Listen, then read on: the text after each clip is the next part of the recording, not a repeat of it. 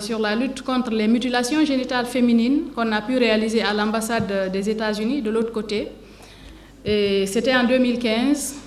Nous avons réalisé une formation avec une trentaine de journalistes qui étaient à l'issue de la formation, qui devaient faire des reportages, qui devaient également faire des éléments pour sensibiliser les populations sur les méfaits des mutilations génitales féminines.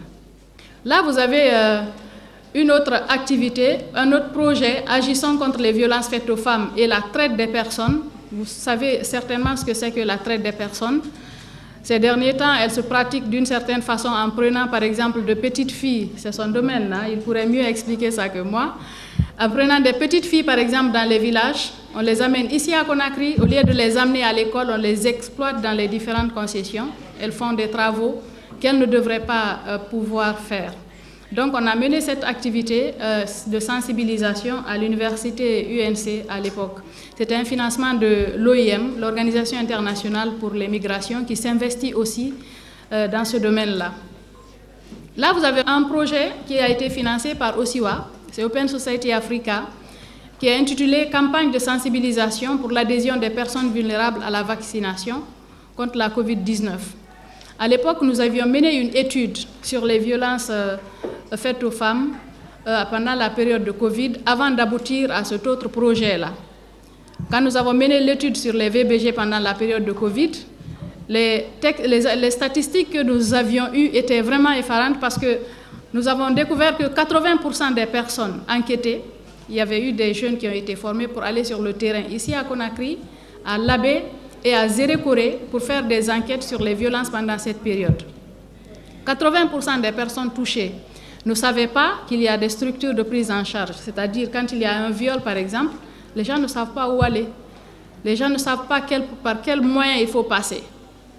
Et donc, il a fallu, après l'étude qui a été publiée, le rapport, il existe, que nous fassions une campagne à travers toute la Guinée, une campagne médiatique d'abord à travers la diffusion de spots, radio et télé, pour sensibiliser les Guinéens, mais aussi en partant à travers la Guinée, au niveau des radios rurales, pour parler aux Guinéens sur les méfaits des violences faites aux femmes. Et donc, après cela, il y a eu cette campagne aussi pour aider les Guinéens à adhérer à la vaccination parce que nous avons compris que la Covid a décimé beaucoup de personnes à travers le monde. Ensuite, vous avez un projet, lui c'est un projet que nous réalisons de façon annuelle, le projet « Les enfants parlent de leurs droits ». Parce que nous avons compris qu'il est important d'impliquer les enfants eux-mêmes. Vous avez ici en image des lauréats du premier concours qu'on a organisé. Comment nous procédons? Nous partons dans les communes avec les directions communales de l'éducation. Nous leur disons de recruter des enfants qui vont passer le concours, c'est-à-dire par exemple à Conakry, à l'époque, c'était les 5 communes.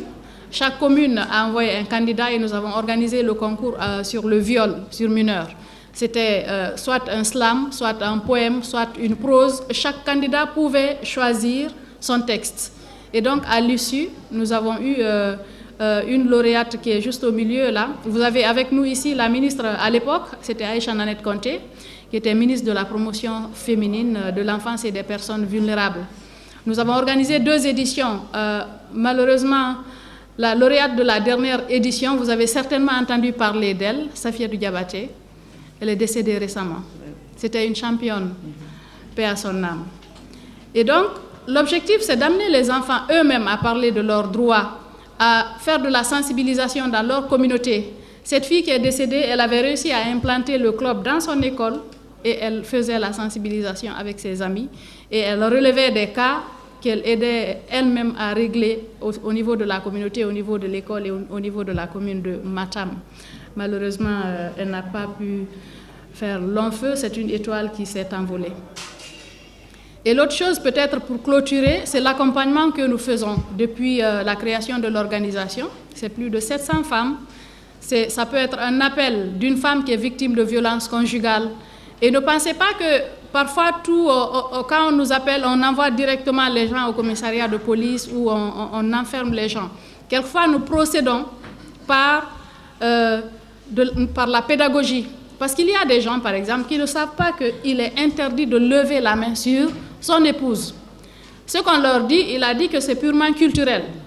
Les gens se disent qu'il y a des communautés où lors du mariage de la femme, on met le fouet dans la valise, n'est-ce pas?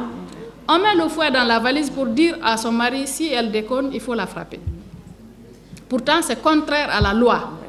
C'est purement culturel. Et ce monsieur-là, si par exemple, il ne connaît pas les textes de la République et qu'il arrive un jour à agresser son épouse, il faut d'abord le sensibiliser. Il faut lui dire que quand vous levez la main sur votre épouse, c'est des coups et blessures. À supposer qu'elle soit blessée, vous avez fait des coups et blessures, et ça, c'est inscrit dans le code pénal. Vous êtes passible de poursuites judiciaires. On a eu beaucoup de cas qu'on a pu régler comme ça. Il a fallu juste parler au monsieur, lui dire voilà, voilà, voilà, et il y en a qui comprennent carrément. Et finalement, le problème, il revient sur nous. À chaque fois que la femme fait quelque chose, le monsieur, il nous appelle. Bon, voilà, elle a commencé encore. Et donc, au fil du temps, il y a plein de gens qui comprennent. Il faut procéder par l'éducation, par de la pédagogie. Les choses ne peuvent pas changer de façon brusque, mais il y en a qui comprennent. Mais par contre, si les gens s'entêtent, sachant que la loi est là, parce que vous pouvez taper une personne, aujourd'hui ça va, mais demain, sans le vouloir, vous tapez une partie sensible, la personne tombe et puis elle meurt. Vous auriez tué une personne sans vouloir donner la mort. Et donc, il faut donner de bons exemples aux personnes pour les amener à comprendre que les violences, c'est quelque chose qui n'est pas bien, ni dans le couple, ni partout ailleurs. Je vous remercie.